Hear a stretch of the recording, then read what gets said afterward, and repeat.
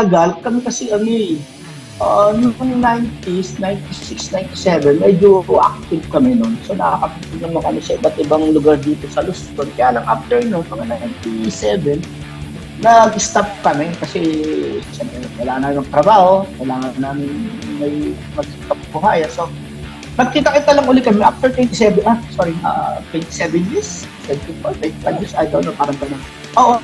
Tapos, ayun, nagkatuwaan na mag-jam, mag-gig. Luckily, meron mga kaibigan pa rin sa SIM. Kaya tinulungan kami na makapunta po ulit.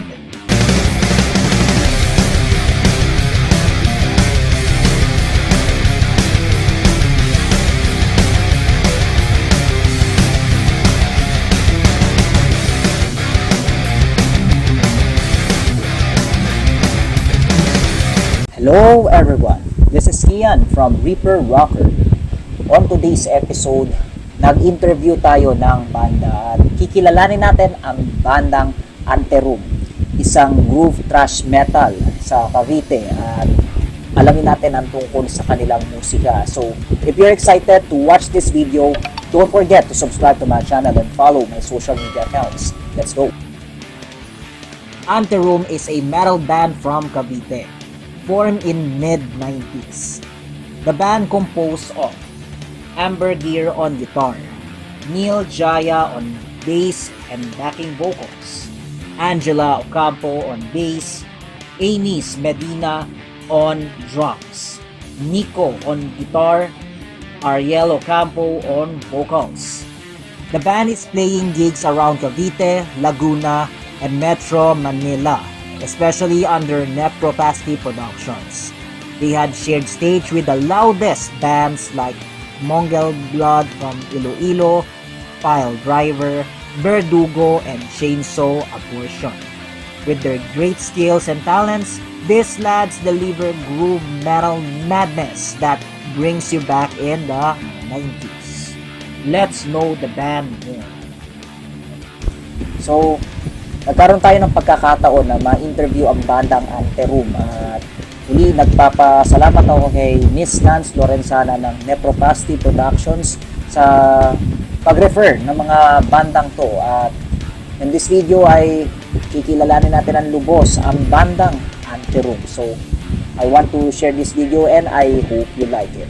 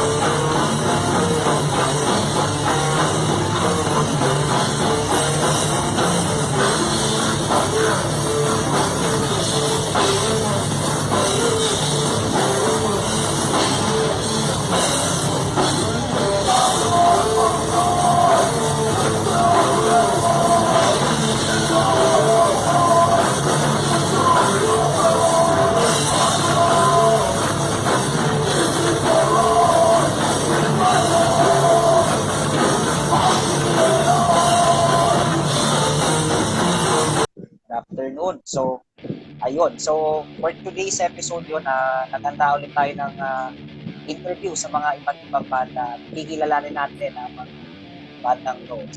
So, first, sir, magpakilala muna kayo sino sila at ano yung tungkol sa banda. Yes, good afternoon po muna sa lahat. Wala yung mga kabans ko kasi medyo busy sa work. So, ako nga po pala si Ariel, yung taga-sigaw ng bandang Anteroom. Sa ngayon, meron kami mga gig na piniprepare sa susunod na patugtugan. Ganun. Yung band, okay naman, kaya lang yun medyo si December, yung season natin, kaya nangangapa-ngapa pa kami ng oras para mag-jump.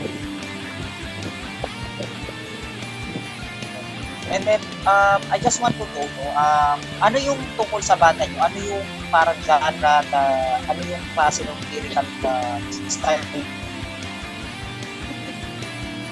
In genre, usually, ano kami, medyo more on ano kami, mga trash, group, yan yung mga aming mga favorite. So, Sepultura in particular, isa sa mga ano namin, sa mga malaking influence sa banda. Sepultura, Black Sabbath, so yun yung mga influence sa bands, sa banda. Okay, so tell me naman, so paano nabuo yung banda? Yun, usually, galing kami sa iba't ibang ano eh, iba't ibang bands nung early 90s. So kami, ako tsaka yung gitarista namin, si Bombe. Galing kami sa punk alternative band. Nung mga mid-90s, nag-iba kami ng genre. So nag-try kami ng mga medyo heavy music. Then, in-invite ko yung kapatid ko na that time sa isang band sa Cavite kasi nung time na medyo maganda yung scene namin sa Cavite, particularly sa Dasmariñas. So, yun. In-invite ko utol ko, galing din sa isang punk, all-female group na punk band. So, invite namin, sumama naman sa akin din. Na-invite namin isang classmate niya nung elementary. Si Emil, yung drummer. So, ayun. Kung kami nagsimula, jam-jam muna. Gusto naman namin yung grupo. Then, nag-start na kami. So, that's the time na na-firm namin yung Antarum. I see. And then, so the next question naman is, saan nyo nakakuha yung pangalang Antarum? Yun nga, medyo malalim. Actually, yung Antarum parang waiting area. Kasi yung aming gitarista, teacher yan. So parang may mga waiting area siguro sa kanila sa Antarum, inano lang namin, medyo ginulo lang namin yung PHP Haryo sa Antarum. Waiting area, mas sa kanila. Ganun lang. Talagang definite na meaning. Isip pa lang namin, ganda.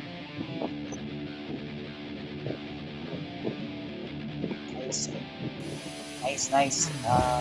Very interesting nga yung pangalan nung nakita ko siya sa sa name band.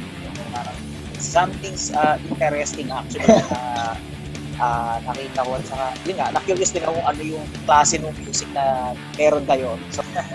So next question naman is, ano naman yung ultimate goal nyo as a band? Sa ngayon, yun, nag-enjoy kami. Dating mga ginagawa namin, pinabalikan lang namin sa enjoyment. Nag-enjoy na lang kami. Nandito namin sa age na to. So, ayun. Pinakaano namin talaga. Magsaya habang may oras. Pinaka-goal namin. Pinaka-goal talaga ng band. Totoo yun. The most important talaga is magsaya, di ba? So, nakakatulong yan sa yung nakakaalis ng stress sa work. Oo. Well, that's good thing. At least, yan yung nakakabalaga yung banda.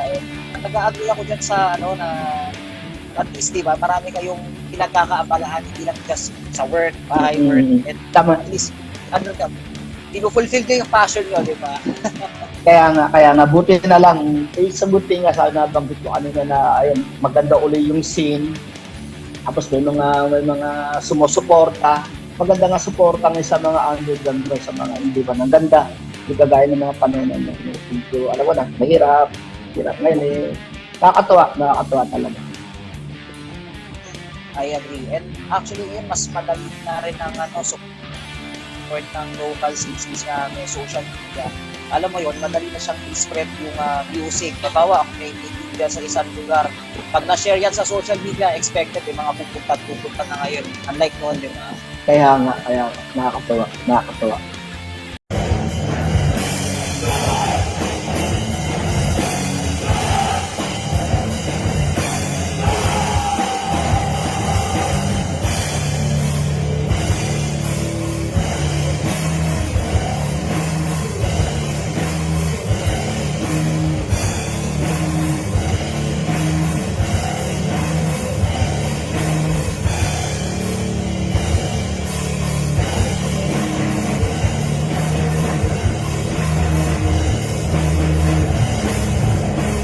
next question naman natin, no? How do you handle challenges sa inyong banda? Challenges, siguro parang tapos na kami doon kasi matatanda na kami. Siguro na mga early age, na mga ganun, di ba? Ng mga tampuan, hindi naman nawawala sa banda, yung mga konti. Pero sa age namin ngayon, yun na, we just try to have fun na lang siguro. So let's enjoy, stress reliever namin. So yun, sa age namin, halos madali na pag-uusapan na namin kung mga problema ng banda. Kasi medyo hindi man nawawalan ng tampuhan pero nasa-sort naman namin yung bilis. Kapandaan na kami para, di ba, makaroon pa kami ng mga hindi pagkakaunawaan. Right. Actually, that's good to know na at least sa inyo parang ano na lang, pang stress reliever na lang at saka at the same time nagkakasiyahan na lang kayo para sa tutugan. Hindi na yung usually nga struggle ng mga mas younger generation mo. Yung ganito, may tampuan sa mga band members sila, problem sa schedule. Tapos yung adulting life din, syempre, konti sa trabaho, konti sa school. So, parang mahirap i-time yung time management value. And that's good to know dahil sa inyo, ano na lang talaga, at least nagkakaintindihan na kayo sa isa't isa. Matagal na rin man kayo sa eksena. So, alam niyo na yung isa't isa, di ba? So, that's kaya nice. Alright. And then, so, ito naman, next question naman. So, since nga na-share nyo nga na matagal na rin kayo sa scene, so, sa tagal nyo na sa scene, no, ano yung pinaka na-enjoy nyo sa pagtutugtog nyo ng live sa mga iba't ibang gigs? Actually, ang naka-enjoy yung marami kang naikilala mga band, yung yung pinakamasarap, yung pinakamaganda na nakikilala ko ibang mga banda, marami kang nakikilala ng tapos hindi lang nakikilala mo one time, nagiging kaibigan mo pa sila, so nagkakaroon kayo ng mga kwentuhan, mga ganun. Parang yung experience talagang yun ang masarap, yung experience na mararanasan mo out of your comfort zone. Marami kang nakikilala. So, yun ang pinaka natin. And then, siguro follow-up question din, since yun nga, sa tagal nyo rin naman nasa scene, saan na kayo nakapag-play nakapag-play na ba kayo sa ibang mga, like sa Mindanao, sa Cebu, sa mga ganung area, or dito lang exclusively sa Luzon? Yeah. So ngayon kasi, actually yung Tagal, kami kasi noong 90s, 96, 97, medyo active kami noon. So nakakapunta naman kami sa iba't ibang lugar dito sa Luzon. Kaya lang after noon, mga 97, nag-stop kami kasi kailangan namin ng trabaho, kailangan namin may magkabuhaya. So, nagkita-kita lang ulit kami after 27 years, 24, 25 years, I don't know, parang gano'n. Oo. Tapos, ayun, nagkatuwaan, mag-jam, mag-gig. Luckily, merong mga kaibigan pa rin sa scene, tinulungan kami na makatungtong ulit. So, yun, yun ang pinaka-ano namin, yun ang pinaka yan. Usually, sa ngayon, mga Luzon kasi baka hindi na kayanin ng aming schedule. Pero hopefully, si Miss Nance nung level capacity, hopefully, kung makakita kami ng time na oras, pwede namin maiano yung aming schedule, pati na masarap yung malayo na pupuntahan. I agree. And maganda kasi sa pag nakapag-project kayo sa mga probinsya, nagkakaroon kayo ng exposure doon. At the same time, may mga mas makikilala mga bagong kaibigan, especially din sa mga malalaking lugar sa city. So, that's good. Yeah. Pero hopefully na, si Miss Nance ay makagawa ng paraan. Tiwala naman ako kay Miss Nance kasi kapag nga yun, organized ng mga malalaking gig at saka sa area ng ng Iloilo, sa Visayas. So, I'm positive na magagawa niya yan. And hopefully, makasama kayo para ma-expose din kayo. Sana nga. We're looking forward to na mangyari. Sana. Pangarap din naman namin yung ganun.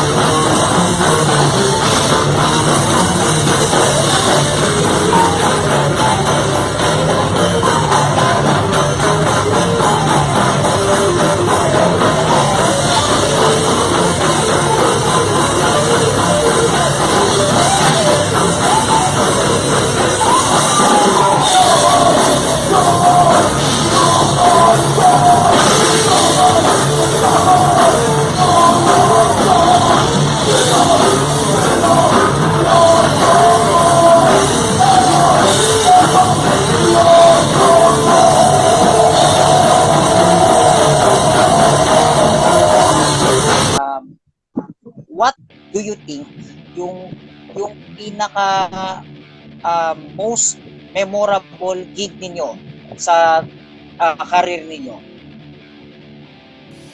Naka-memorable. Maraming memorable pero isa sa mga naging memorable namin yung last year nakatugtog kami sa Luna Marie. So si Miss Nas din yung nag-invite sa amin kasi from 25 years na wala kami TV. That is the first time na makatungtong uli kami. Talaga namang grabe naman yung kaba namin. Alas nagbibigit sa mga tugtog. Siyempre, mga galing na banda at saka nakasabay namin that time. Thank you nga ulit mas Christmas kasi binigyan niya kami ng opportunity na makatugtog uli. Yun nga, yun ang pinaka-memorable sa akin. After 25 years of silence, kami nagbibigit sa mga yung tuhod mo habang kumakanta ka. Ang gagaling ng mga bandang nandun. Talagang yung isa sa memorable, pinaka-memorable talaga isa. Nice. That's good, no? At least, natural talaga yung nakabahan sa, siyempre pagka matanggal ka hindi tumugtog, di ba? So, that's good, no, na na-overcome ninyo yung kaba na yun. It's very normal talaga. So, at least, kung natugtog na kayo ng live, ayun, parang nabalik din sa inyo sa senses yung talagang ginagawa nyo noon. So, that's a good, di ba? Ayun. So, nung nakatugtog kami after no, parang tugtog ulit tayo. Parang gusto namin tumugtog na lang ulit na tumugtog. Nakaka-experience. Ang sarap. That's nice.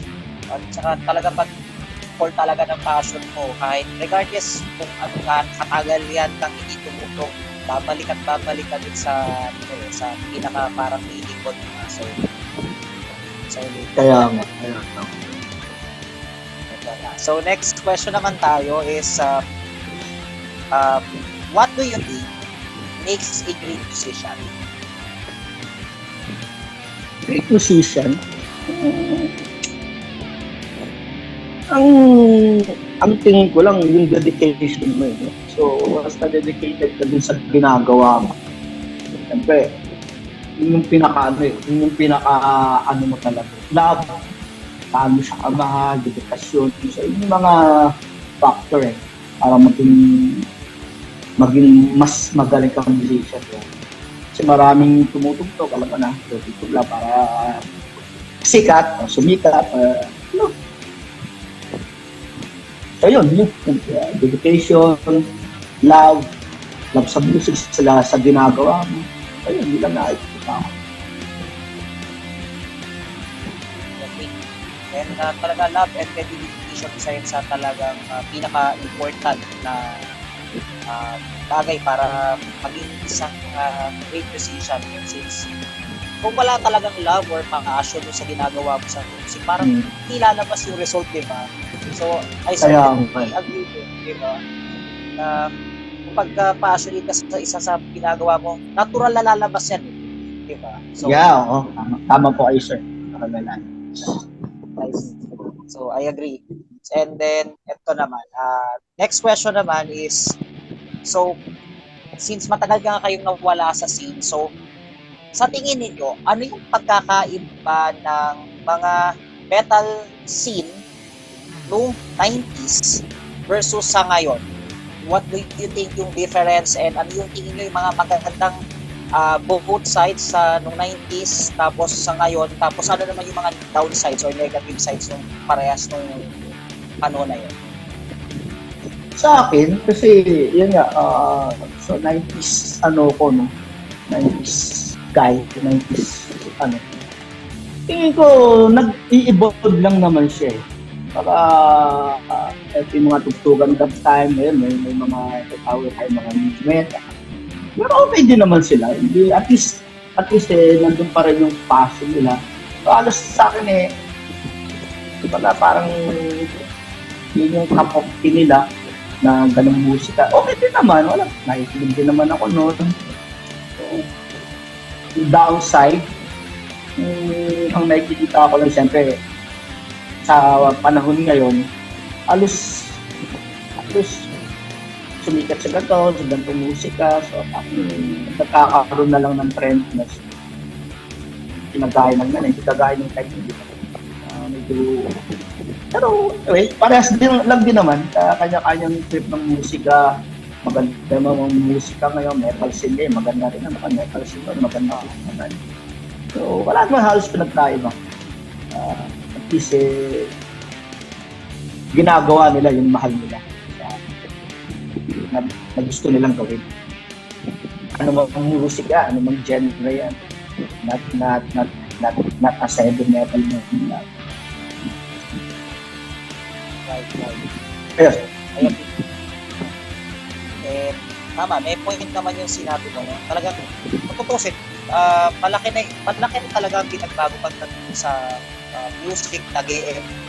Kasi noong 90s, di ba, ang trend doon, yan, mga thrash, groove, tapos noong 2000s, naging new metal. Hanggang sa ngayon, mga dami na ngayon. Ang dami na. Iba na eh. Diba? Pero at least, diba? At least metal pa rin. Hindi naman masaya natin ibang dyan na. Kasi, nag-i-evolve lang talaga. And at least ngayon, marami tayong choices, depende na. So, since marami mga fans na mga yan, Bash, tsaka Oo nga. At hindi mo naman masasabing may mga new generation na-appreciate nila. Marami nakatutusin sa mga gig na ngayon. Maraming sumusupport pa rin. Kaya nga nakakatawa nga yung mga bagong kabataan, tapos makakarinig sila ng mga old metal. Di ba? Nakakatawa naman na nila. Sarap ng scene. Ano yung mai-a-advise mo sa mga aspiring bands na gustong magbanda or yung mga nagsisimula pa lang magbanda? What is your best advice? Best advice, okay lang. Ang kailangan lang talaga, practice, patience. So yun lang naman kailangan mong hindi naman lahat ng magaling nagsimula sa magaling agad. So kailangan mo lang pag-practice, ma-accept mo yung mga, syempre, may mga fault tayo, ma-accept mo yun kung ano yung kahinaan mo, galingan mo dun. So yun naman, kailangan mo lang mahalin mo yung ginagawa mo, practice, tapos siguro yun lang naman talagang pinaka sa akin on my own opinion. Yun ang pinakasangkap diba? Practice. Pinaka sangkap ng lahat. Okay, and it's important talaga ng practice kasi talagang dyan ka mahahasa at saka ma-master yung skills mo as a musician. So, agree ako dyan. So, yun. Actually, na-cover na natin lahat ng mga questions for today. So, ayun. I would like to thank again Ate Rum for sharing your experience, and Sir Ariel talagang sobrang nakakatuwa yung mga insights mo, especially sa banda nyo. Talagang natutuwa ako kasi with your comeback sa music scene, talagang nandun yung dedication mo sa pagtugtog. So, saludo ho dyan. Yes, sir, Rapper. Thank you din po sa opportunity na binigyan niyo sa akin. Maraming salamat po sa mga ganitong platform kay Miss Ness ang Nagpo-Plastic. Pwede nung bumati, batiin ko na rin mga kabanda ko, baka mapadot nila o magkampu. Hindi ba kami biyahe? Tapos yung mga bagong mga bandang nakasama namin, keep it up, keep on rocking. Ilan sir? Ilan po. And that was our interview with Sir Ariel ng Ante Room. At muli, nagpapasalamat ako kay Sir Ariel sa pag-unlock ng interview at marami akong natutunan sa inyong banda at hopefully makita tayo sa mga susunod pang mga gigs. Muli, shoutout din kay Miss Nance Lorenzana ng Nagpo-Plastic Productions sa opportunity na binigay sa atin na ma-interview ang bandang to. So, hopefully, magkita tayo sa mga future gigs at suportahan natin ang local scene. Let's check out the mosh spots that we could visit for the following days.